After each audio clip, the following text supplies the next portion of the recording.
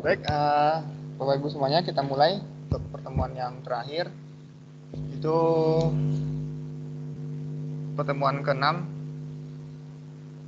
Pertemuan ke-6 kita. Bu Arif salah kamar ini, meeting ke-5.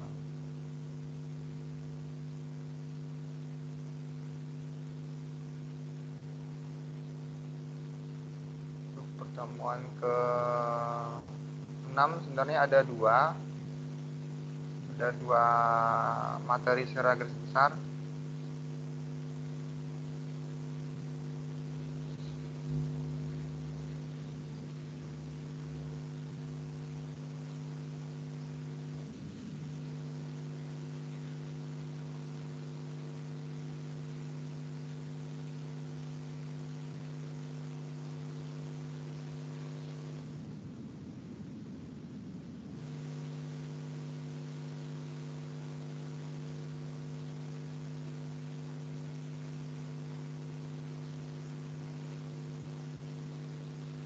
Sebentar, Bu Arif salah kamar.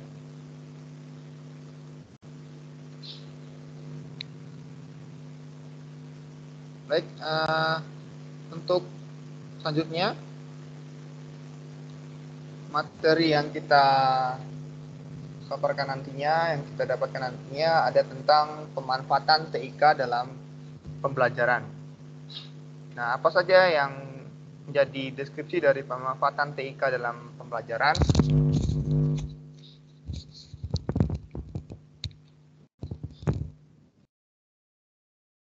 Di sini, teknologi informasi dan komunikasi TIK atau TIK telah menjadi bagian yang tidak terpisahkan dalam semua aspek kehidupan, termasuk pendidikan.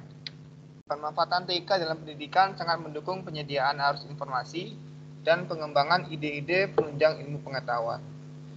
Dalam kaitannya dengan pembelajaran di abad 21 ini, pemanfaatan TIK menjadi suatu kebutuhan dalam mentransformasi pengalaman mengajar, serta untuk membuat dan merancang berbagai informasi terbaru.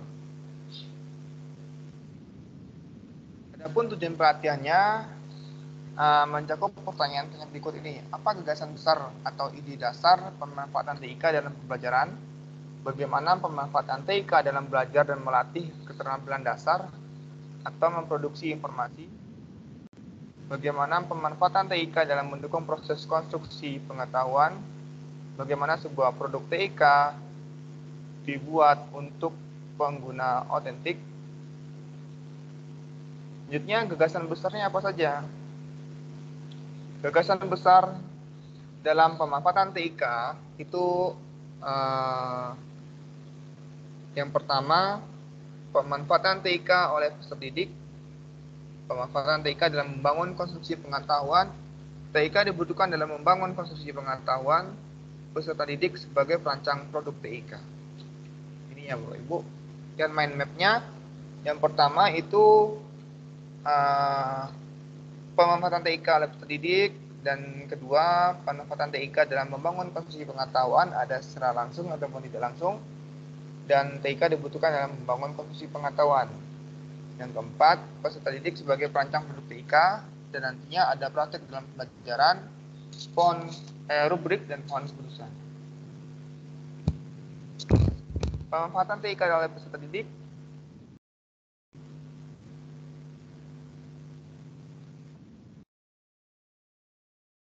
Saya akan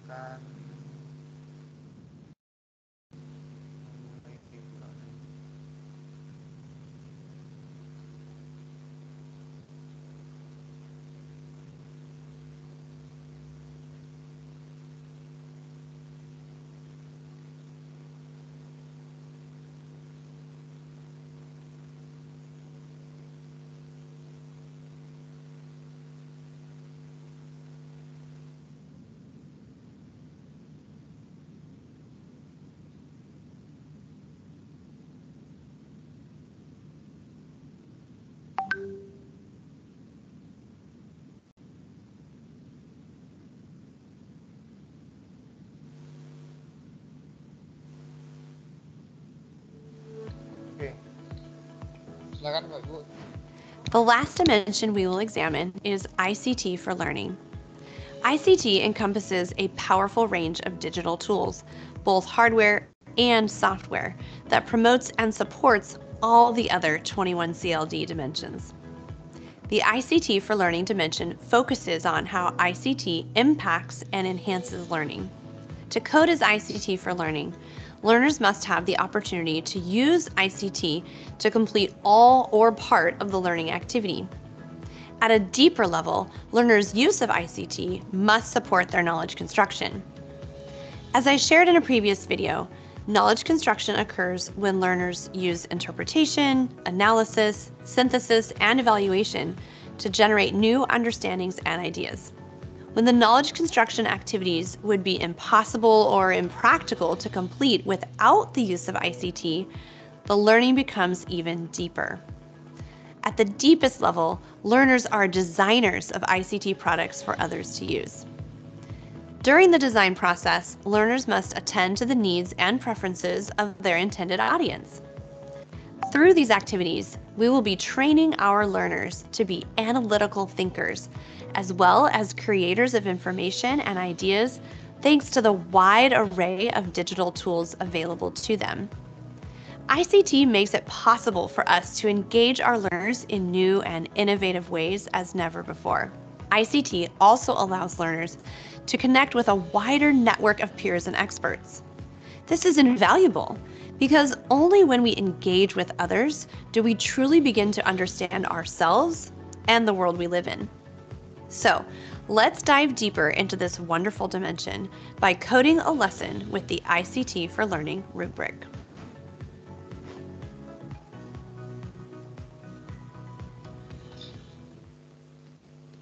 Oke, itu tadi yang dipaparkan oleh pihak Microsoft tentang adanya pemanfaatan TIK oleh peserta didik.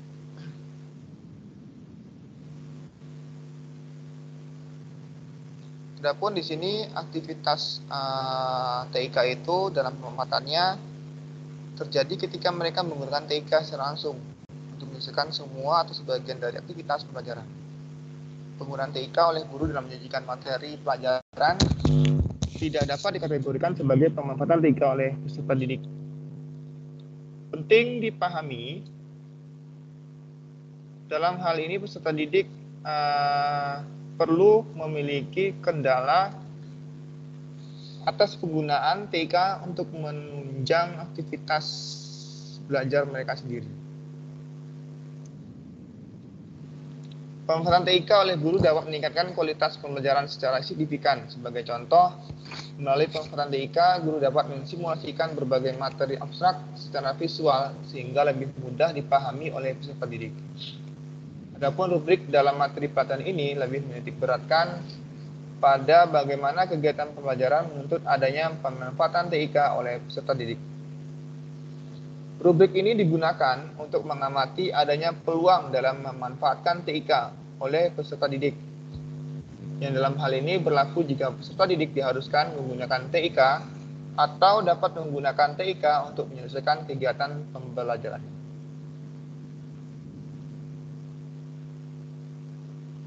Nah, di sini ada dua contoh dalam pemanfaatan TIK. Aktivitas mana yang menunjukkan adanya penggunaan TIK secara langsung oleh peserta didik? Jika yang pertama, melalui grafik yang disajikan dalam Microsoft Excel, peserta didik menganalisis pemetaan distribusi emisi gas karbon dioksida atau CO2 di Indonesia sepanjang tahun 2012 hingga 2020. Peserta didik kemudian diminta untuk mengidentifikasi provinsi mana yang mengalami peningkatan dan pengurangan yang signifikan berdasarkan grafik tersebut. Peserta didik melakukan pengamatan secara berkelompok untuk mengidentifikasi kepadatan populasi tanaman parasit tali putri yang akhir-akhir ini banyak berkembang di sekitar lingkungan sekolah. Jadi untuk yang pertama, apakah ini menunjukkan penggunaan TIK secara langsung? Yang pertama tidak ya, Bapak Ibu semuanya. Kenapa? Karena TIK digunakan oleh guru untuk menampilkan grafik pemetaan distribusi emisi yang merupakan materi pelajarannya, di mana peserta didik tidak menggunakan TIK secara langsung.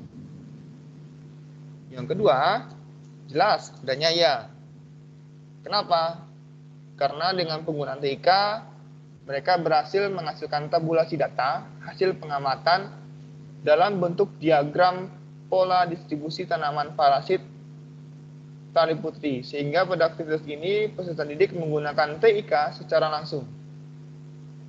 Nah, pemanfaatan TIK dalam membangun konstruksi pengetahuan. Yang kedua ya, yang jelas di sini untuk menghasilkan ide atau gagasan dan pemahaman yang baru bagi mereka melalui proses interpretasi, analisis, sintesis, atau evaluasi. Rubrik ini mengkaji apakah pembelajaran menuntut peserta didik untuk menggunakan TIK dalam mendukung konstruksi pengetahuan baik secara langsung maupun tidak langsung. TIK mendukung proses konstruksi pengetahuan ketika A. Peserta didik menggunakan TIK secara langsung pada tahap konstruksi pengetahuan dari suatu kegiatan pembelajaran. Sebagai contoh, peserta didik menggunakan komputer untuk menganalisis data atau informasi ilmiah tertentu. Jadi di sini otomatis anak-anak mendapatkan pemahaman TIK ataupun pemanfaatan TIK yang mana nantinya mereka berfungsi untuk mengetahui apakah data yang mereka dapatkan akurat atau tidak. Selanjutnya, peserta didik TIK untuk membangun konstruksi pengetahuan secara tidak langsung. Dalam hal ini, TIK digunakan untuk menyelesaikan salah satu tahap dalam kegiatan pembelajaran, di mana informasi yang diperoleh dari kegiatan tersebut digunakan pada tahap konstruksi pengetahuan. Contoh pemanfaatan TIK dalam membangun konstruksi pengetahuan. Peserta didik melakukan penelusuran berbagai istilah yang terkait dengan peristiwa terkini di Twitter. Kemudian hasil penelusuran tersebut digunakan untuk menganalisis respon masyarakat sekitar secara offline melalui adanya wawancara langsung dan atau penggunaan angket. Nah, dalam kegiatan ini nampak bahwa informasi yang mereka temukan di Twitter mendukung kegiatan analisis yang mereka lakukan, sehingga dapat dikatakan bahwa pemanfaatan TIK mendukung proses konstruksi pengetahuan secara tidak langsung.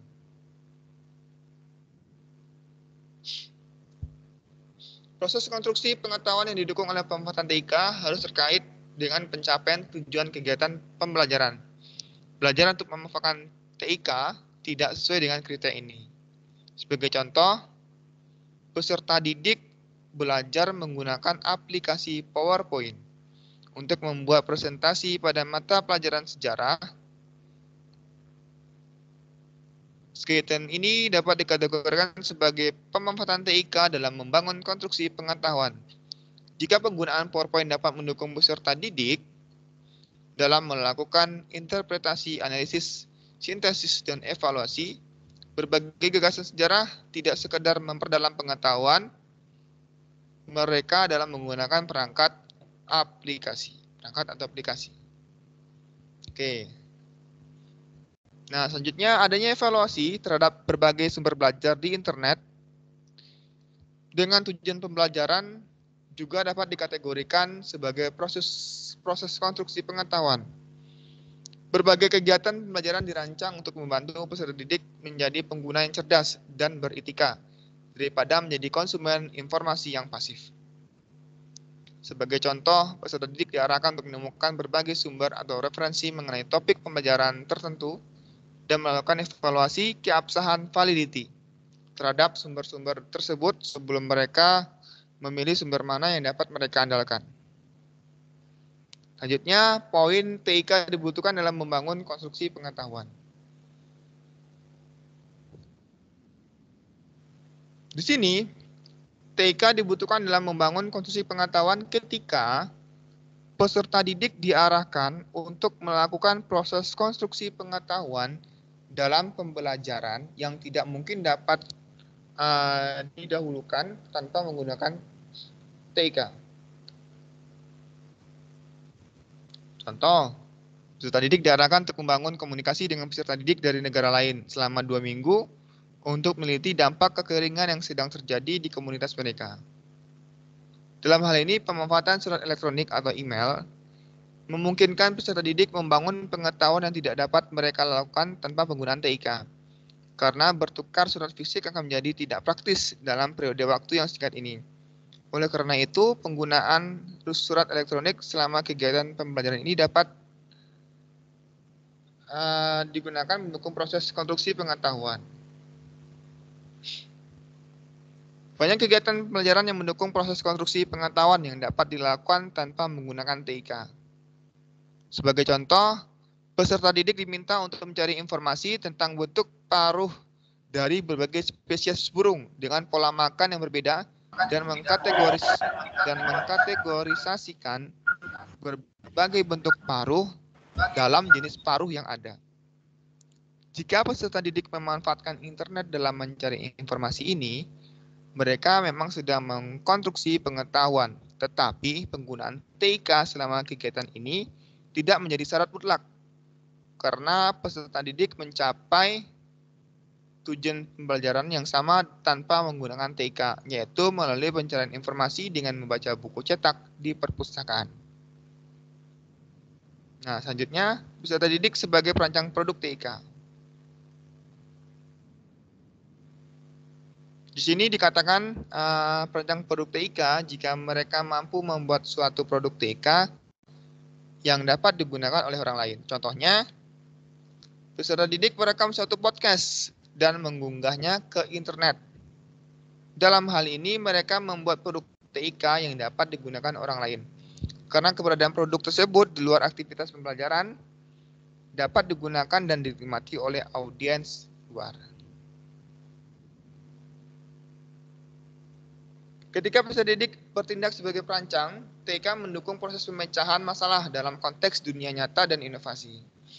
Untuk melakukan proses ini, peserta didik harus mengetahui audiens yang autentik dan spesifik yang akan menggunakan produknya.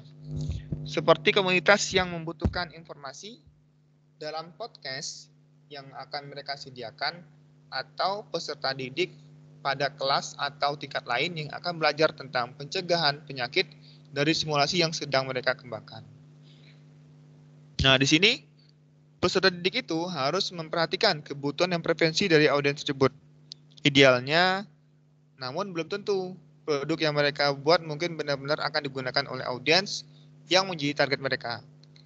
Peserta didik yang membuat suatu produk tanpa memiliki audiens yang otentik dan spesifik tidak memenuhi syarat sebagai perancang dalam definisi ini.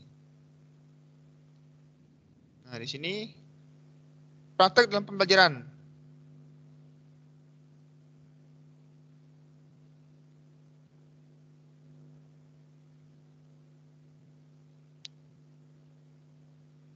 Mungkin Bapak Ibu bisa melihatnya.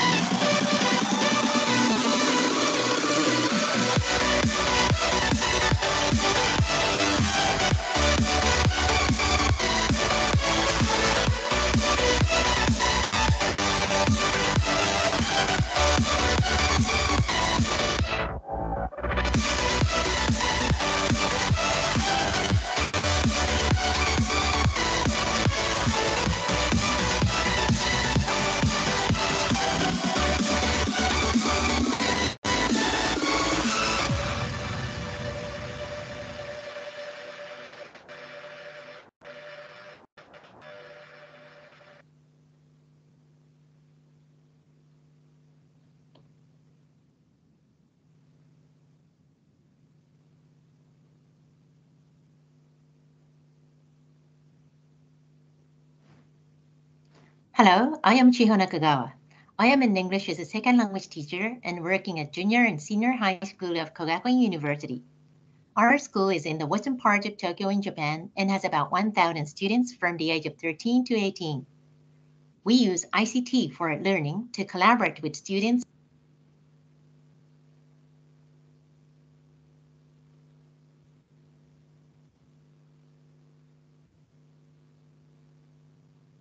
Oke, di sini lanjutkan.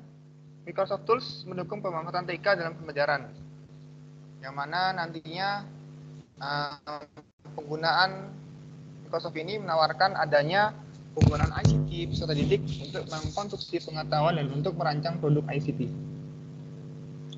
Adapun alat Microsoft yang mendukung konstruksi pengetahuan, diantaranya adanya fitur koleksi di Microsoft Edge yang biasa saya menggunakan. Jadi nantinya ada bermacam fitur yang nantinya untuk membuat koleksi dan penelitian yang akan mereka analisis untuk membangun pengetahuan baru. Selanjutnya ada buku catatan kelas OneNote yang memungkinkan peserta didik untuk menyimpan konsep-konsep kunci dari penelitian mereka di OneNote. Dengan tinta digital, peserta didik dapat membuat anotasi dan menganalisis penelitian yang mereka kumpulkan. Saat pelajar bekerja di OneNote, pembaca imersif menawarkan dukungan membaca dan terjemahan. Smart Art, Grafik di Word dan PowerPoint. Mendukung konstruksi pengetahuan peserta didik yang menggunakan grafik untuk menunjukkan pemahaman mereka melalui interpretasi, analisis, sintesis, dan evaluasi informasi. Nah, dalam beberapa kasus, alat Microsoft mendukung konstruksi pengetahuan peserta didik yang seharusnya tidak mungkin atau tidak masuk akal. Bing memungkinkan peserta didik untuk menemukan surat kabar internasional, dokumen sejarah, dan konten lain yang tidak akan tersedia untuk pelajar jika mereka tidak melakukan penelitian internet. Ekstensi penerjemah di Edge menerjemahkan konten dari negara lain ke bahasa asli pelajar. Microsoft Teams sendiri panggilan yang mana nantinya membantu peserta didik terhubung dengan orang-orang di luar kelas, apakah seorang ahli atau rekan-rekan di lokasi lain, untuk memperluas perspektif mereka dan memperluas pembelajaran di luar sekolah mereka sendiri. Formulir Microsoft memungkinkan peserta didik untuk mengumpulkan data tentang individu di luar sekolah mereka sendiri. Dan adapun produk yang mendukung ataupun ada alat Microsoft mendukung pelajar ketika mereka adalah perancang produk ICT, bisa menggunakan Microsoft Video Editor yang membuat film dokumenter, iklan, video musik, dan produk video lainnya yang menginformasikan atau membujuk audiens pilihan mereka. Dan juga ada perekam suara Microsoft membantu peserta didik membuat podcast.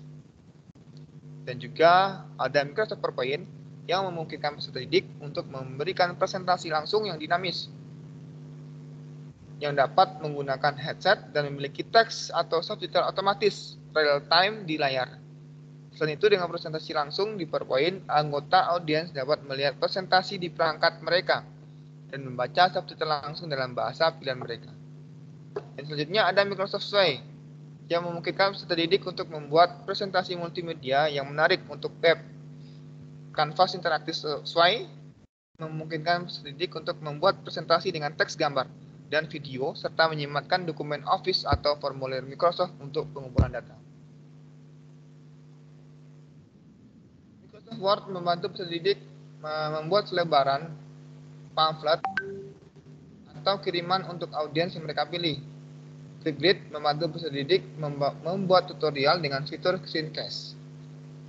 Minecraft atau edisi pendidikan memungkinkan peserta didik untuk membuat prototipe desain mereka. Microsoft MacCode Arcade memungkinkan peserta didik untuk membuat video game yang mengajarkan pelajaran terjangkau konsep atau hanya menghibur. Nah, ini adalah rubrik pemanfaatan TIK dalam pembelajaran. Rubrik yang pertama, peserta didik mempunyai kesempatan untuk menggunakan TIK dalam kegiatan pembelajaran. Tingkatan rubrik yang kedua, peserta didik menggunakan TIK untuk belajar dan melatih keterampilan dasar atau mereproduksi informasi.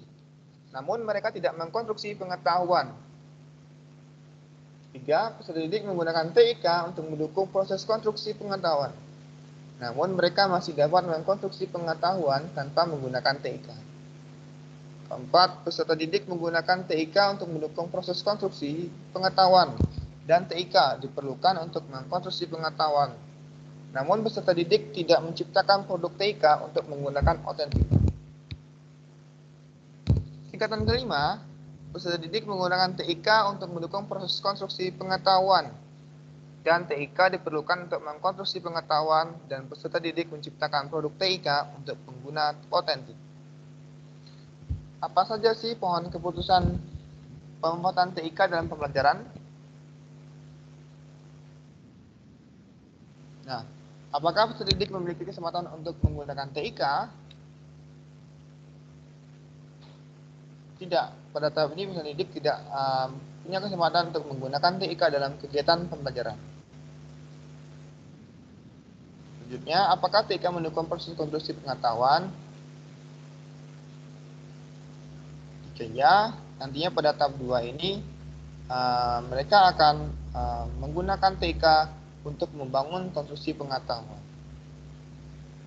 Namun mereka masih dapat mengkonstruksi pengetahuan tanpa menggunakan TIK. Nah, selanjutnya, konstruksi yang keempat, apakah peserta didik menggunakan TIK sebagai perancang dalam suatu produk TIK? Jika iya, mereka nantinya memerlukan untuk mengkonstruksi pengetahuan. Namun peserta didik juga tidak menciptakan produk TIK untuk pengguna otentik. Nah, selanjutnya mereka akan menggunakan TIK untuk mendukung proses konstruksi pengetahuan. Ini adalah tahap yang paling kompleks ataupun sempurna.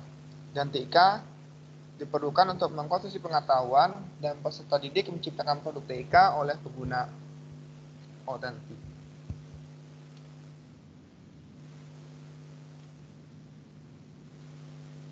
Nah, di sini Bapak Ibu lihat adanya pohon keputusan.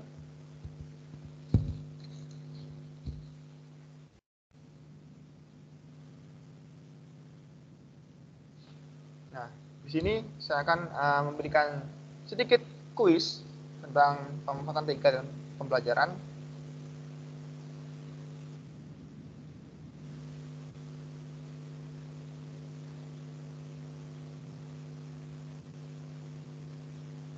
Coba dibantu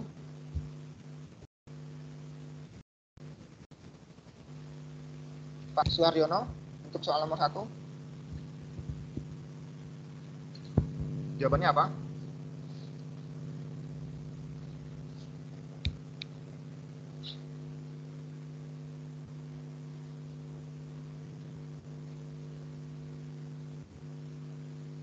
Atau Bu Sumarsi? Pak Suharyono udah mulai buka mic.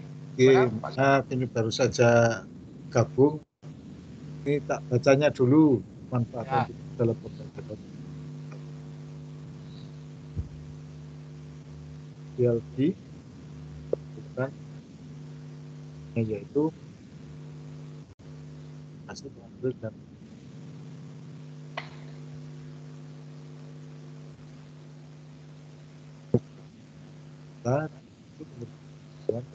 dan masalah dalam konteks dunia. Macam masalah dalam konteks dunianya inovasi. Emang hilang. Ya, saya ngeklik jawabannya. Konstruksi hasilnya di tool. Benar nggak Pak jawabannya di dengan? Tool D yang D. Oke. Yang kedua, Bu Ais.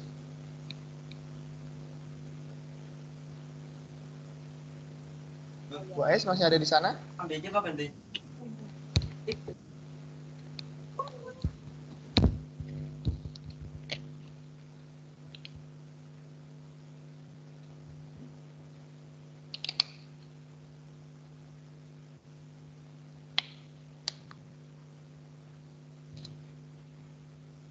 Faiz, apakah masih ada di sana?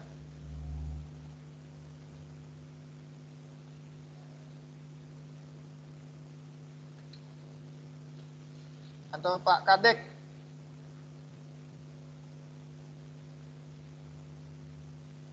D, E. Yang B.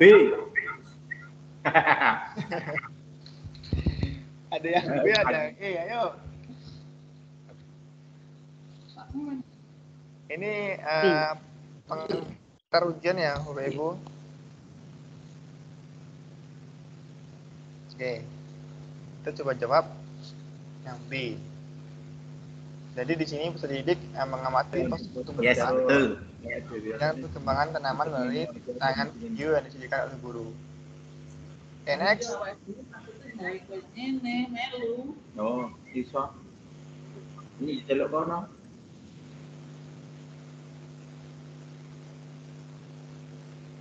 Pak Tikno, coba Pak Tikno.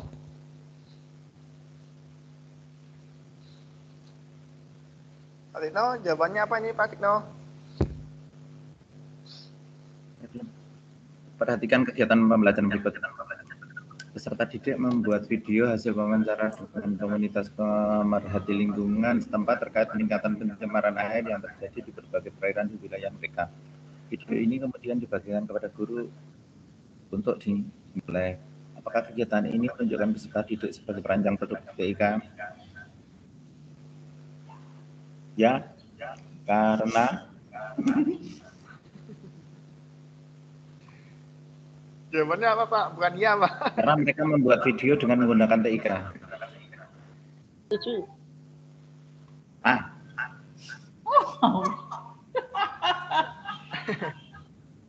A, kita kunci jawabannya. ya. Oke. B. D. D. Jawabannya adalah D. Karena di sini Ya, video mereka buat tidak ditentukan pada audiens spesifik.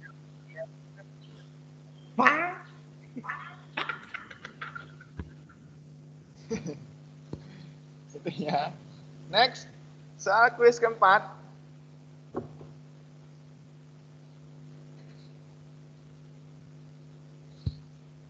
Coba, Bapak Ibu yang bisa jawab.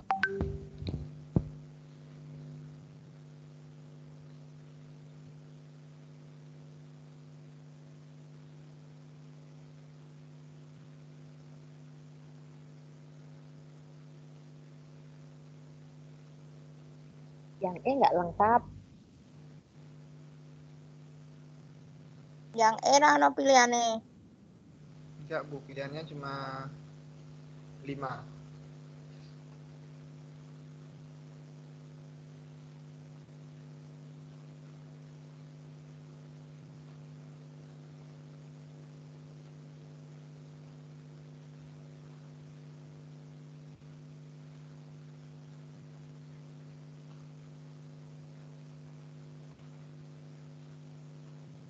Apa jawabannya, Bapak Ibu semuanya?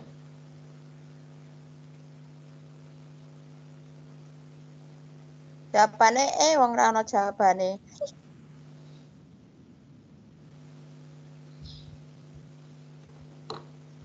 Jadi di sini kegiatan pelajaran ini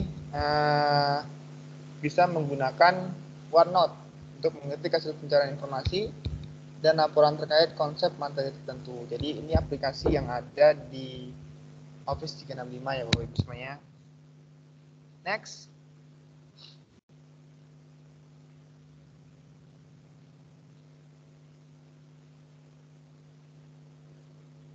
Terakhir nih kayaknya, terakhir.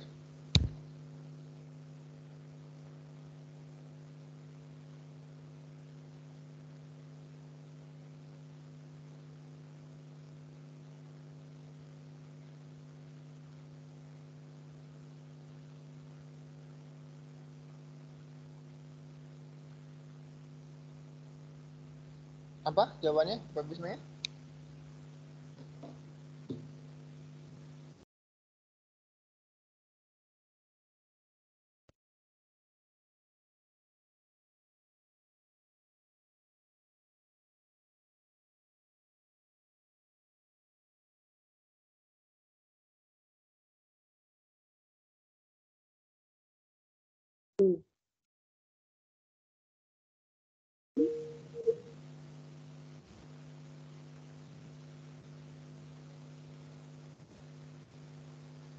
Halo, Pak Kadek masih ada di sini?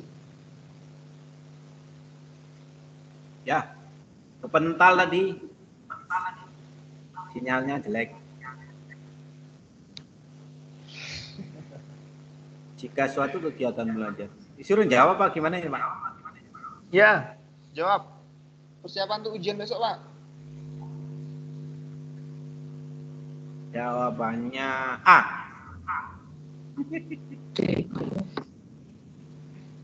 Kegiatan belajar. Apa ini? Ya. C. Nah, Pak Agung orang guyu berarti bener Pak. Guyu salah tadi ya. Walah jawabannya C. Jadi di sini ada rubrik ya tadi yang sudah saya berikan rubriknya. Jadi di sini peserta didik menggunakan TIK untuk mendukung konstruksi pengetahuan dan TIK diperlukan untuk membangun pengetahuan ini dan mereka membuat produk TIK untuk pengguna terkait dapat memanfaatkan produk tersebut. Oke, terima kasih. Untuk materi yang pertama sudah ya, satu materi lagi. Materi kedua. Karena pertemuan ke-6 ini materinya ada 2. Sedikit lagi.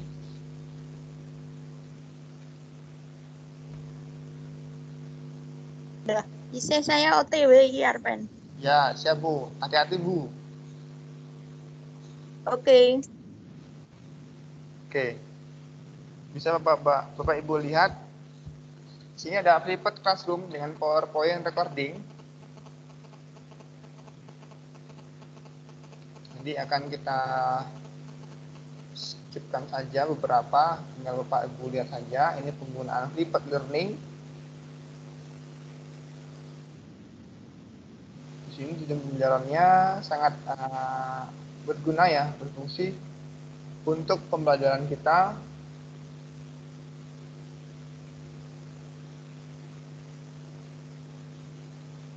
Adanya feedback lesson ini seperti apa?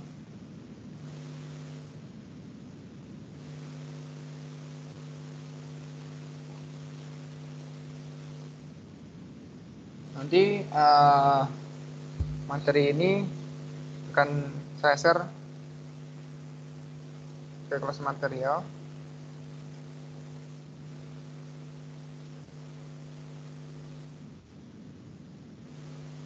Tapi sebenarnya ini sudah ada dalam modul yang sudah saya bagikan.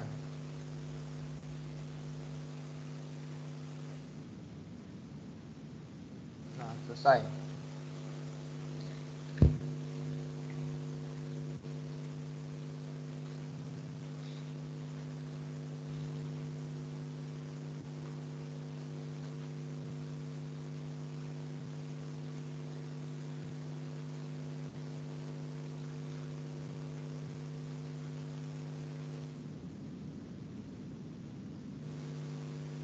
Baik, sejauh ini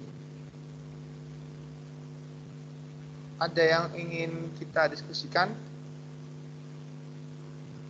Untuk tugas sudah selesai ya, Bapak semuanya?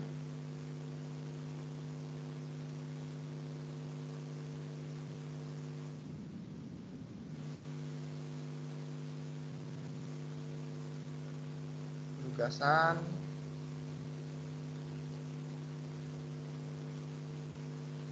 Nantinya saya harap setelah ini saya akan meng-share.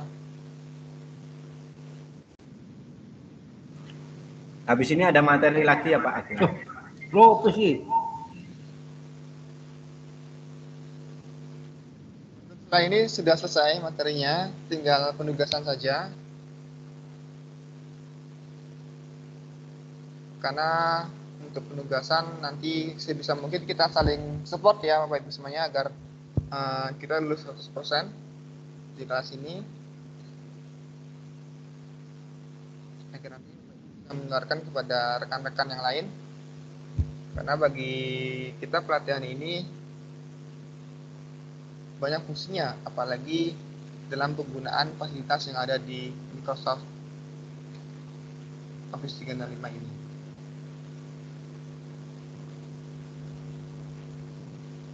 Oke, baik. Saya akan mengupload Oke, Pak Agung, siap. tugas yang ke-6. Foto lagi ya? Ya, nanti foto lagi, Pak. Ada arep foto wae. Bukti itu Bu, bukti laporan. Laporan Bu, nanti saya membuat laporan dari Microsoft Suite soalnya. Jadi harus ada bukti-bukti. Video juga nanti akan saya masukkan ke laporan saya. Orang ganti foto. Bentar, Pak, ini saya share tugas. Tugas aja action foto. Tugas yang ke-6. Nanti untuk tugas ke-5 dan tugas ke-6 itu batch-nya hampir sama. Mana? Tapi untuk linknya berbeda. Oh iya. Mau. Aku udah ngumpul SKP. Silakan meredeem code dulu yang ke-5 dan ke-6. Silakan apa? Redeem code, Pak. Redeem code-nya diklik. Belum mulai ya? Presensi langsung ke Microsoft-nya. Presensi Pak Kadek malah. Oh, presensi. Iya. Redeem code kira 5 karo 6. Lah, action gini mah, tak kira Oi. tak kira foto.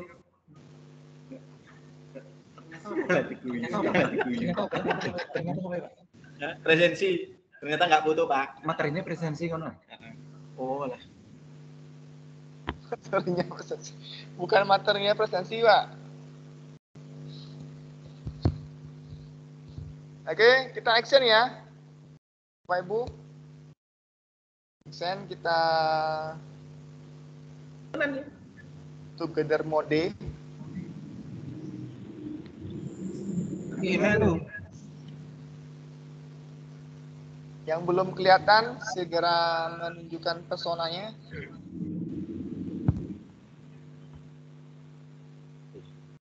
Kayak fotonya baru tangan dua.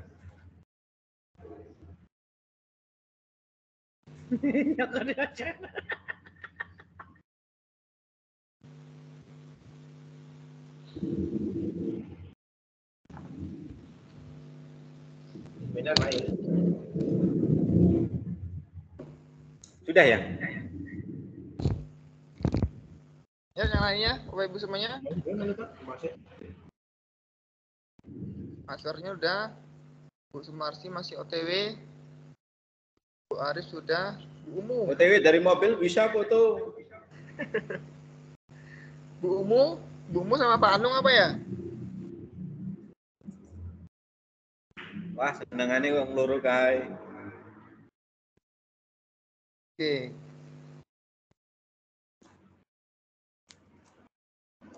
Nah, yuk kita menghadap ke Pak Kadek ke atas. Kita melihat ke atas. Karena Pak Kadek ada di atas. Oh, saya ada di atas. Coba. Mana fotonya yang di atas?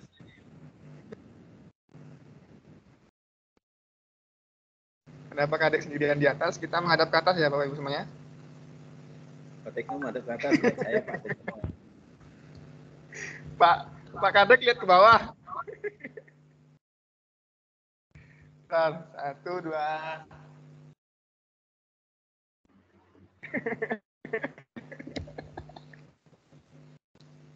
Oke, terima kasih. Ya, aplikasi apa sih? Terima kasih, Bapak Ibu semuanya. Kemana ada? Ini aplikasi apa sih? Nanti akan Mau dong nyoba aplikasinya. Yang boleh foto ya. Kasih fotonya.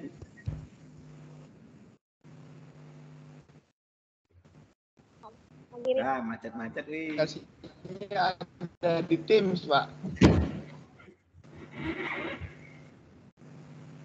Oke. Selanjutnya nanti harapan saya kita bisa mengumpulkan tugas ya Bapak Ibu semuanya.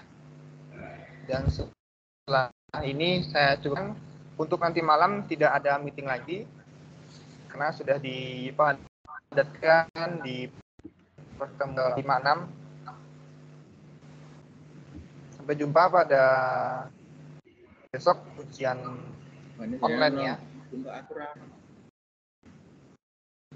Bapak Ibu semuanya, sekian dari saya.